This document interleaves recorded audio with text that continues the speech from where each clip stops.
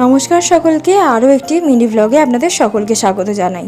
তো সকালে উঠে পড়েছি, ছাতুর জল খেয়ে নিয়েছিলাম, তারপরে টিফিন করে নিয়েছিলাম আজকে পোলাও আর ডিম কষা দিয়ে। তো পোলাও আর ডিম কষার আলুটা দারুণ ছিল, দিয়ে যখন মুখে দিলাম দারুণ লাগলো। তার মধ্যে আবার বাদাম অ্যাড করা ছিল। যাই হোক, তারপরে সোজা দুপুরবেলায় খেতে বসে পড়েছিলাম। মা দিয়ে দিয়েছিল এখানে বড় বড় মাছের পিস ছিল, তো আজকে দুপুরের খাওয়াটা তো জমে গেছিলো। তারপরে তো বিকেলবেলা আমি পড়াতে বেরোনোর আগে একটু ক্লিপ শেয়ার করে নিলাম। এখানে আমি রেডি হয়ে গেছি পড়াতে যাওয়ার জন্য। তো এবার আমি বেরিয়ে পড়বো পড়াতে যাওয়ার উদ্দেশ্যে। তো পড়িয়ে টড়িয়ে আসার পর তো মাসে এখানে রসগোল্লাগুলো গরম করছিল।